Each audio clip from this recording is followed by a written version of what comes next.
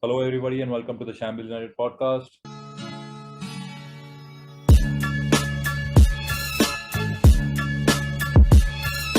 This is your host, Pranav Shahaney. So, I'm joined by three guests today, and I know it's not a good time to be a United fan since 2013, but I think this is again back to the lowest of the lows. I didn't think that would happen looking at the season, looking at the summer we've had. And we started the season strongly. We beat Leeds convincingly, and everyone thought, okay, fine, this team can go and become a force. Then we got Ronaldo. We went and beat Newcastle convincingly. I know both are small teams, and we shouldn't have read too much into it, but we are United fans. We get happy at the slightest of things, and getting Ronaldo back, getting Sancho, getting a world class defender like Varane, everyone thought things were going to be fine. And speaking about Varane, today's first guest is Shots. Shots, I'll come to you. What do you think about Varane? What do you think about Maguire? What do you think about our defense? Because I thought the only thing that was needed was another centre back, and we would be Champions League contenders. We would be Premier League title contenders. What's happening? Where has everything gone wrong? Hi Pranav, hi everyone. Okay, so to be very honest, our defense is shambles, and we're missing Varane a lot. But apart from that, where did we go wrong is not buying a TM and just stopping at Ronaldo, because it's not only a fault of our defense. A lot of the issue, like although our Maguire is not in form, Shaw is not replicating the form which he was he showed a lot of in the last season.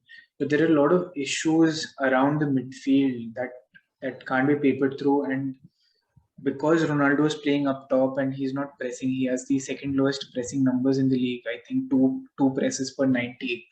It has put a lot of pressure on the wingers, a lot of pressure on Bruno himself, and it has made a lot of issues for our midfield as well.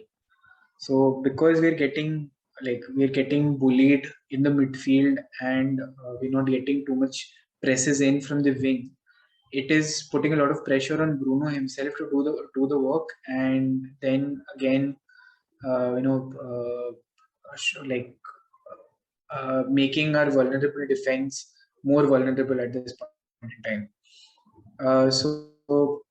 Just looking at what is going on, say Bruno has to cap off whatever is being whatever Ronaldo is not doing up top. Like if Ronaldo is pressing 2 times per 90, Bruno is pressing 22 times per 90, and that is one of the best numbers in the league, if not in all across Europe. Then when you're looking at the midfield, it's like we haven't gotten the pairing right. Now, why do we play the pivot? Is because we want to cover up our defense itself. And when we're playing the pivot this time round, although Fred does a lot of work, McTominay has been found out many times because of either the forwards covering him while the defense wants to pass to him, or McTominay coming back and not being able to spray the ball around. What we wanted Varane to do, and because Varane is not there, again we're not able to replicate a lot of things that we thought we would at the start of the season. Uh, Apart from that, D has been in great form. He's been doing really well. But even when we have that great goalkeeper, we are again conceding a lot of goals from set pieces. We are letting not covering the free man in the box, which we should be doing. Our positioning is not good enough. Like prime example was Patson Daka's goal against us, the fourth goal against us against Leicester. The other three goals, they were all great goals. We can't do anything about it, say on a given day.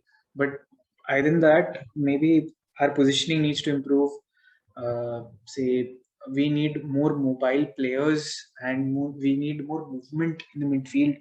The pivot needs to change because we can't always play McTominay and Fred. McTominay has his shortcomings. Fred has his shortcomings. We need to cover up a lot of things, and Ole needs to think about it because our wingers can't press back a lot. Although, like we were missing say Rashford a lot. Rashford does put in a lot of work, but the like be it Sancho, be it Greenwood, Martial, let Martial be Martial, but others can't put in that much of work over there. They're not putting in the we're not coming in as a compact unit when other teams press. Like if you look at how Liverpool do, how City do, they have revolutionized pressing itself. We're not a side who can do that. We're just playing hero ball still. And what we expected from the team was that we had a great setup last year. We have upgrades to those, like some of the pieces that we had, but the sum of the parts is not coming together properly like it happened last time round. Absolutely, and you mentioned the Patson Daka goal, and that brings me to what I wanted to talk about is Harry Maguire. And before the match, he wasn't completely fit. Ole said that there's a chance he'll play, and then he ended up playing. He ended up playing the entire game, and we all saw how that worked out. United ended up conceding four. And I'm not blaming the entire thing on Maguire, but Krishna Chaitanya, my second guess, what do you think about Harry Maguire? Firstly, even before the injury, I think he's not been the same player that he was before. But what do you think about how he started the season, how he's reacted to his injury, and how has he performed after that?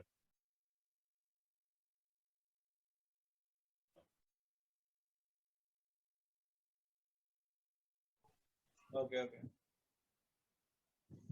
Yeah. So the point about Maguire is that he's a completely different player when he plays for England. And ever since the Euros, it seems like we've gotten a player that is completely out of form, that completely looks out of touch. And the Leicester game where we were scared that if we were missing Maguire, we might be gone. It would be a terrible game for us. We'll not be able to hold it, whatnot. But then, honestly speaking, I felt like not having Maguire would have probably made more sense because he's been that terrible. Like as good as he was for England, he's been exact opposite for us, and that makes no sense at all because like Shorts was discussing that we brought Varane in to try and fix the problem and assume that okay, what, pairing him with Maguire was the answer to all our defensive problems. But it's been even not even remotely close to what has happened. What it's done is taken us back to an era where the defense does not know how to communicate. And obviously, you have a gaping hole in midfield, like Shot's already explained. I'm not going to go over or take a lot of time and re-explain whatever is said. Ronaldo does not fix a problem. Ronaldo is not going to, press. He's not going to track back. He's never done that, right? So when you're playing someone like Ronaldo, along with a midfield of Scott and Fred, who really do not know what to do beyond a certain point, because neither of them are actually holding midfielders. If you followed Fred's career before we signed him, after that, those performances for Brazil, he wanted to be a number 8. Van de Beek wants to be a number 8. McTominay is a box to box. We have nobody except Matic, who is probably way past the prime of his career. Who can do that? One sec. Sorry to interrupt you, but Van de Beek has said that he's ready to play that 6 role. I mean, he might not be physically capable of doing it, but him and another, say either a Fred or McTominay or Matic, can be a good pivot. That is what I feel. Sorry to interrupt. Of course, I mean that's not a problem. But honestly speaking, at this point, that guy will play at a left back or right back if that means he'll get game time. Man, he was the best fucking player at Ajax before we signed him, and he's been sitting on the bench doing God knows what for the last couple of seasons. That is complete utter disgrace to a player of his caliber. Honestly speaking, if you can't find a place for the player, let him go. But the point is, we still have a gaping midfield hole, and Van de Beek he does not have the physicality to do the job. He is not the right person for it. He can play as a 6, yes, but not as that defensive holding midfielder. And that is one place that you cannot, and you can see the immediate impact Rashford had against Leicester, right? You could see it immediately because Rashford presses like crazy. The moment we brought on Cavani and Rashford, both of them being on the pitch, you saw the immediate change in terms of how we were playing. And the same thing reflected when we played, Atlanta as well. Rashford from the start, there was endless energy on that left flank. I mean, Luke Shaw's again having a stinker of a season, and still doing his best. I don't know how he is getting assists and whatnot, but he's not been great defensively. Aaron Wan-Bissaka, I think it's finally caught up to him that he's not that great a defensive, right back. For all his great recoveries, they are exactly that, recoveries. He should not even be in a position where that happens in the first place for him to go back and recover from there. But that's something, like a defense that seems on paper to be sorted is, I don't think it is. We're way far away from what we're doing, and going ahead and buying Ronaldo from the money that was supposed to be kept for, let's say, someone like a Declan Rice or a Cook Miners, I think was a complete and utter mistake. So I don't know where do we go from here. Whether we get someone in Jan, uh, whether someone is available in Jan, I have no idea. But if we're going to be clutching at straws and the team only performs when the manager's job is on the line, I really don't think that is the way forward to go. Yeah, and Maguire being the club captain, he cannot put in stinkers like this and expect his team to perform better than he is. If you're a Manchester United captain, if you're wearing the armband for that Red Devil jersey on your back, you have to be the person pulling everyone by the scruff of their necks and just shoving hurling abuses at them if they make a single mistake. And you cannot be leading by making mistakes. You have to You lead mean by to not making channelize your inner Roy Keane? Yeah, absolutely. Roy Keane, Rio, Vidic, I don't know. You name the the centre backs that have played for us in the past. Absolutely. And regarding the central midfield or defensive midfield rather, it's been a problem since last season. And when we were discussing it last season before the window started, everyone said that a DM was a priority. And what did he do? We ended up buying a centre back. Okay, we need a centre back. Then we ended up buying Sancho because last season we couldn't get him. And then we ended up buying Ronaldo.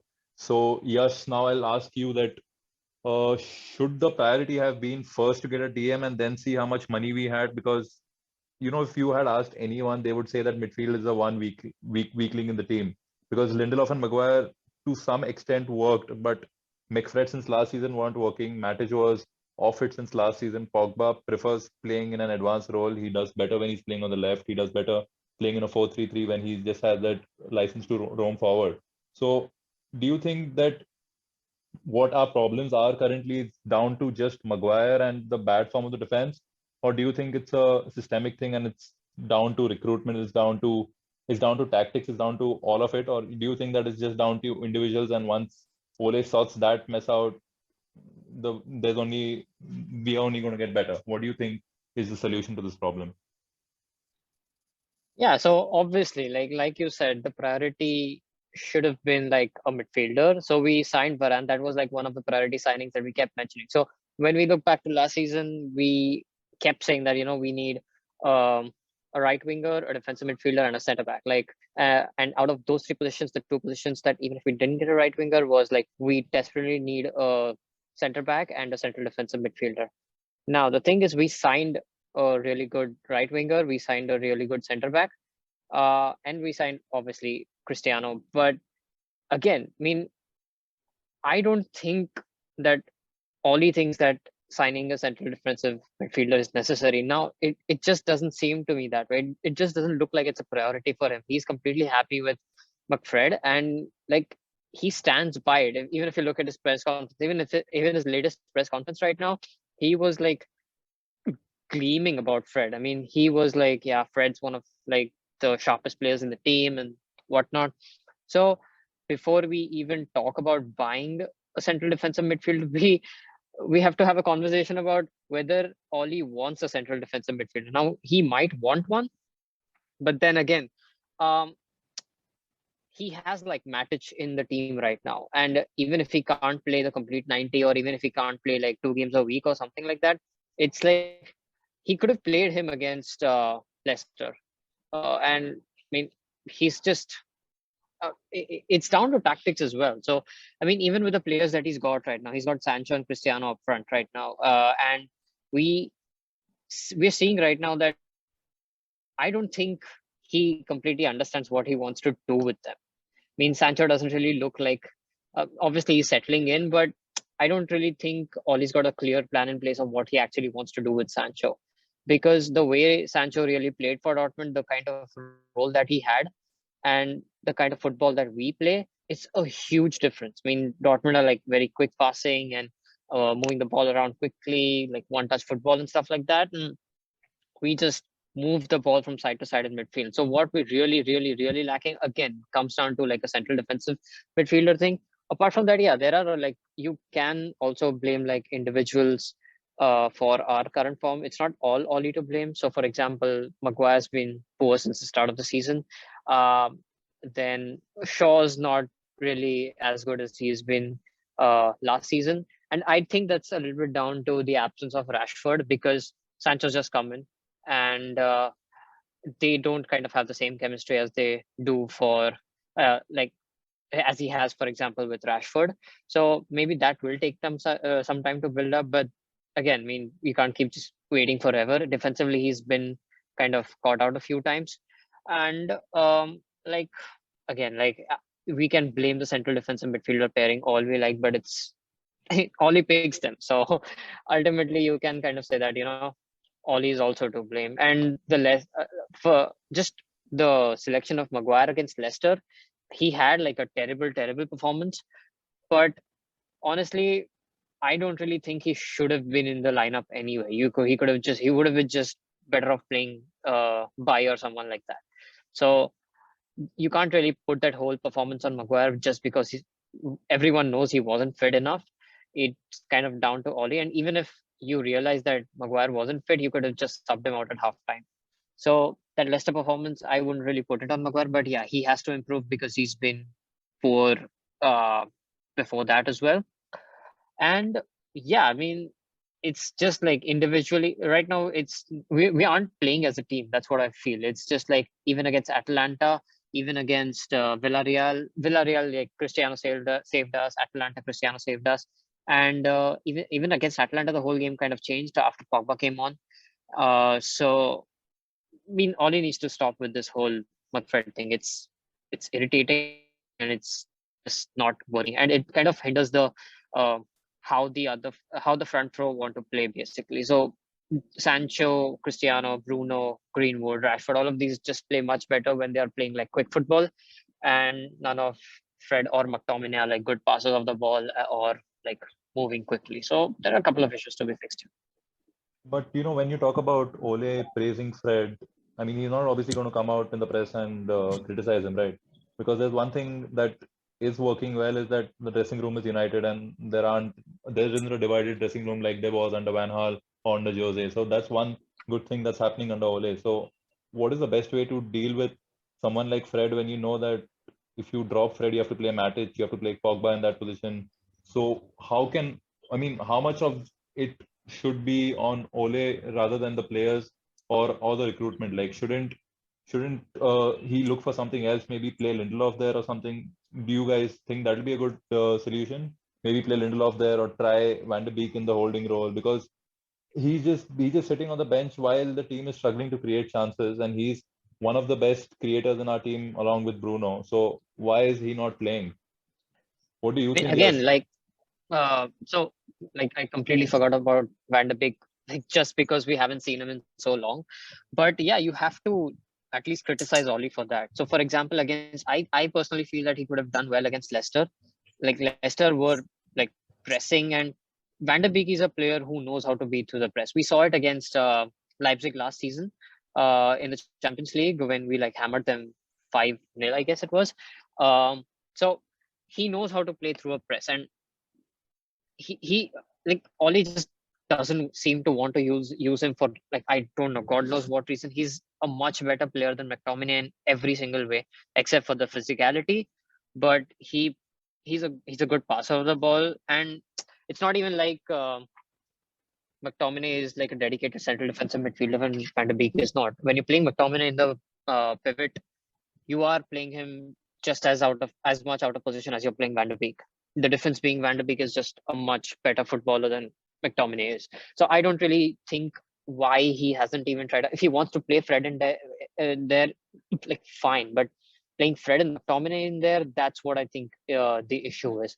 As far as the recruitment goes, yeah, some of it is down to recruitment. Like there has to be someone who says, you know what, rather than signing, let's say, a right winger or maybe Cristiano. I mean, you never turn down Cristiano, but or a striker rather. There were rumors of Oli wanting Haaland over like a central defensive midfielder. So there has to be someone who says that, you know what, none of this. You are signing like a midfielder first because that's where the issues are right now. So there are issues like on the recruitment side of things. There are issues with Oli himself that even like everyone knows, and right now there are like issues like in individual players as well. So I mean, there's a little bit of everything. Can't really blame it on one person, but yeah, I mean, with the players that Oli has right now at his disposal, he has to find a system where all of these players can like play together and play good football and not like shit football.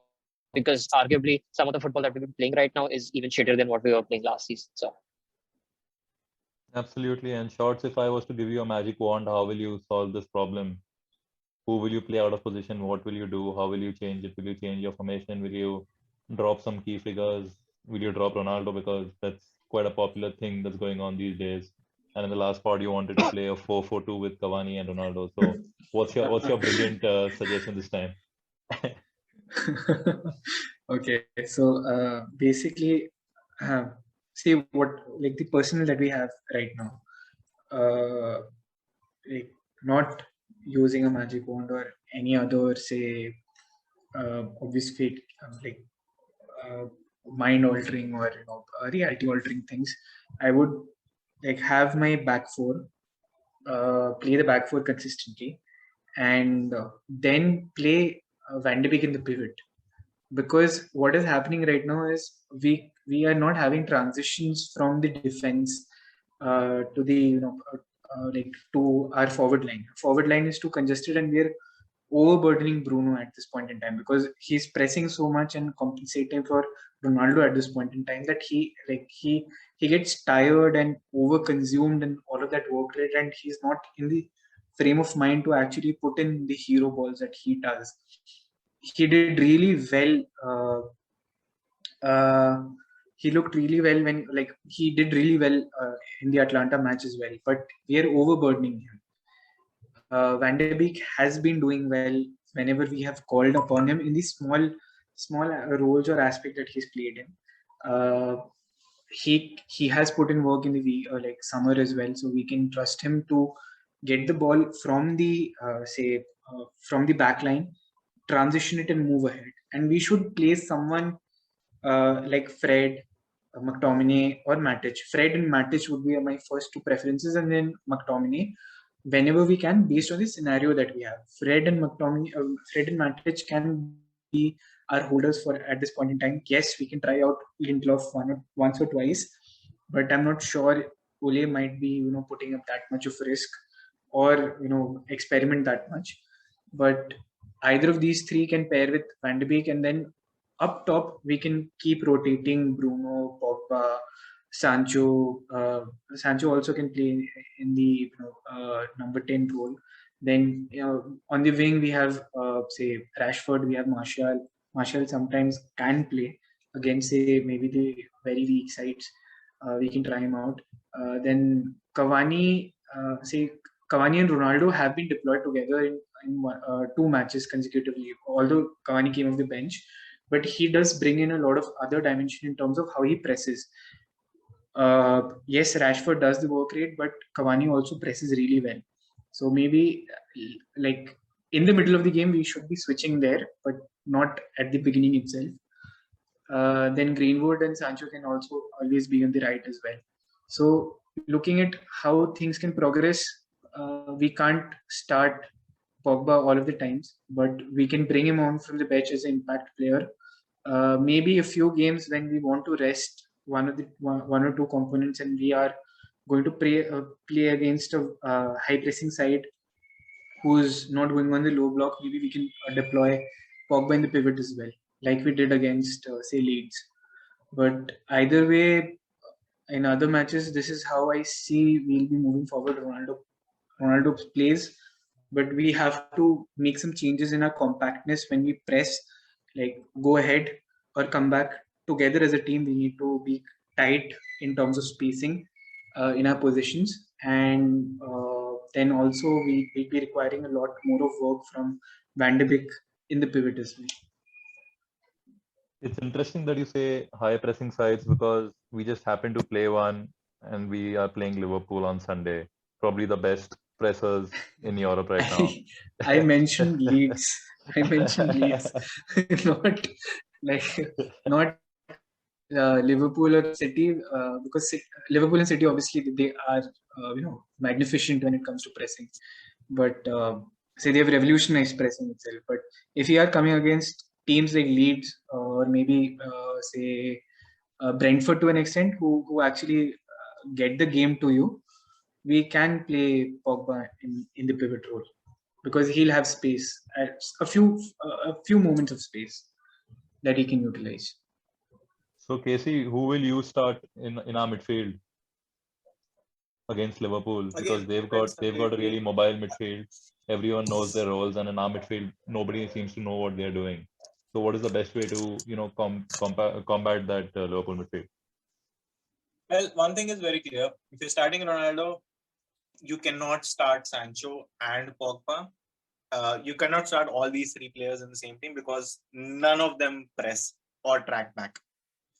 Ronaldo did it after we went 2 goals down, right? And you don't expect him to do it.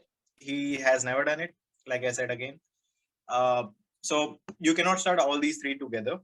Pogba in the midfield creates a major problem because you have Bruno who has to basically pick up the mantle for this guy. And we know Ronaldo is almost always starting. So, you have one more person in the front who's not going to press or track back and provide that defensive cover to the midfield. Fred gets carried away. He makes these crazy runs, given the cokehead he is. He has endless amounts of energy, but he's limited by pace. So, as much as he bursts forward, trying to make those ridiculous shots, he cannot track back as quickly as possible. Right? He does track back, but then that still leaves a hole in the midfield. Scott is more responsible, is more level-headed than Fred, but these two together cannot happen. And God forbid the reports that I've read, I hope they're wrong, but it seems like Bruno might have probably gotten injured in Knock. the team. Yeah, he has a 75% chance at this.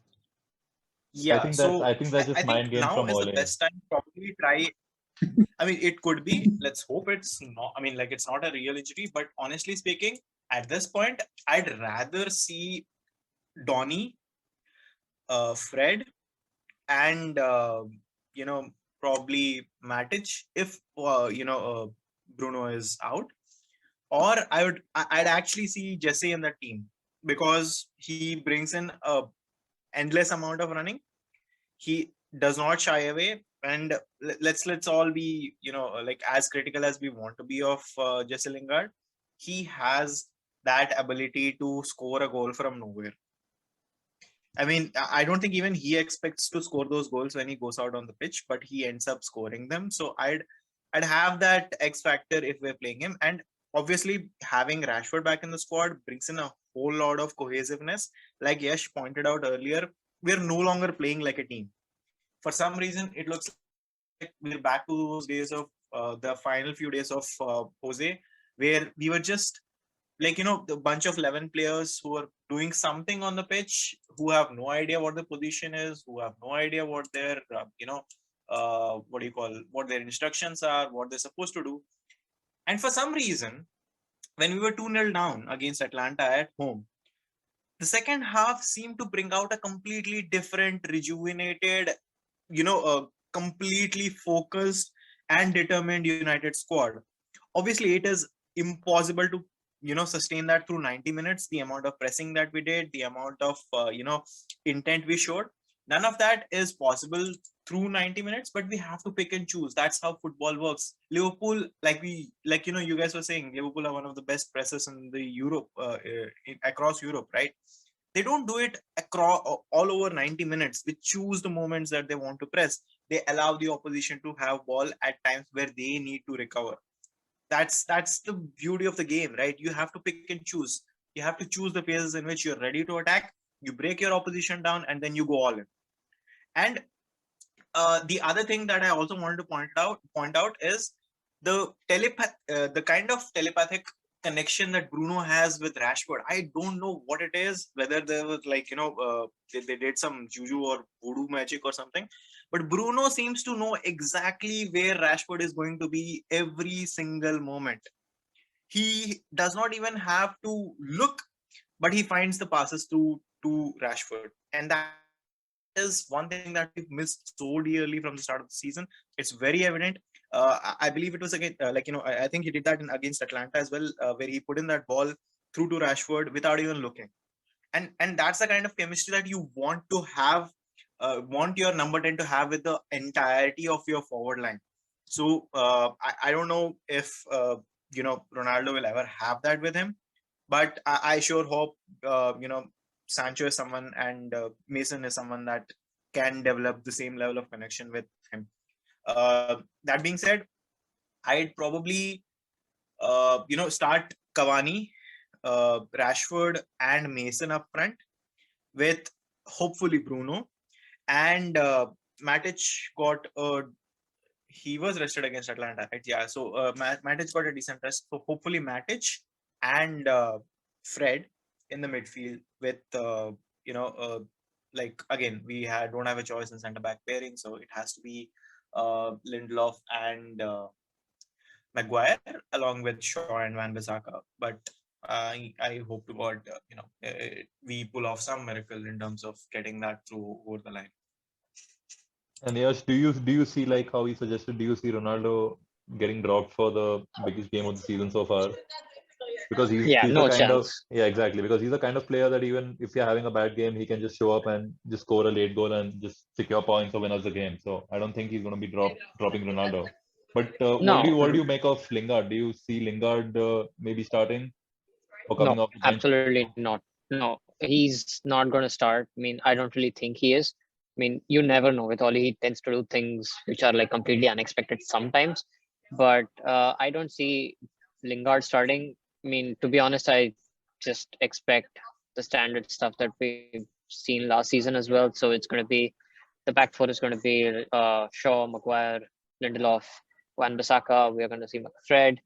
Um, we we're going to see, like, if Rashford's fit, he's going to be on the left, or else he's going to put Pogba on the left, Bruno through the in the number 10, Greenwood on the right, and Ronaldo up top. Like, I don't really think Oli's going to try anything. I don't think he's going to try Matic in there just because of the intensity of the game. Um, and putting Pogba in there sometimes works out, but I don't really think he's going to do it against Liverpool. Like, even if you see last season, he never put Pogba in the middle. He was either put on the left, or he was like playing on the rightest side of things. He wasn't really in the pivot, even if he was named in the pivot, so to speak. So the pivot, I just see it being like Fred and McTominay, just because we've been like leaking goals left, right, and center. So he's gonna like try to stop that, and I hope it works out. But I honestly don't think it will. So now it's predictions time. Shots, I'll ask you for your scoreline and the possible goal scorers, if any, from United. Oh God. Okay.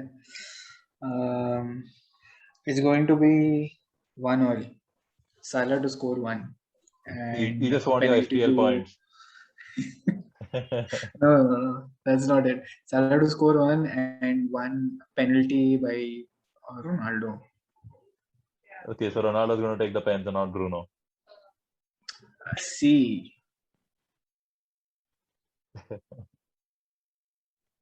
Casey, what do you think? What's your prediction? Yeah, we're losing this 3-1. Losing 3-1. Wow. Who do you see scoring from United? I'm gonna go out on a limb and say it probably is gonna be Fred. Wow. That would be worth it. Yeah, I mean, I don't see anyone. And for Liverpool, I think I mean, Firmino and Mane probably along with a Henderson penalty, I guess. And That's a very wild prediction. Yash, what do you think? Yeah, I'm not even gonna go 3-1. I'm gonna go like 3-0. And even if we like score one, it's gonna be like I think it's gonna be Rashford if we score one. But otherwise 3-0 to Liverpool with Salah getting 2 and probably Firmino getting the 3rd. I mean, it's glad to see so much optimism going into a Liverpool game. But can you imagine if Fred scores, Ole would be showering him with more praises, like in the media that he's been doing. Let's hope that we hear more of that. Let's hope we hear more praises. But as of now, I think all we can do is pray and hope for the best and hope that Ole comes out with some magic wand and just turns it around like he did last season when his job was on the line. Because I feel that he's a couple of bad results away from losing his job. And while I don't think he's the best one, you don't really want a manager leaving mid-season. So let's hope that something turns around. But I don't see United winning, but let's see. And again, guys, thank you for joining. Thanks to everyone for listening. And let's hope that our next podcast is slightly on a positive note. But I think that's all. Thank you, everyone. See you.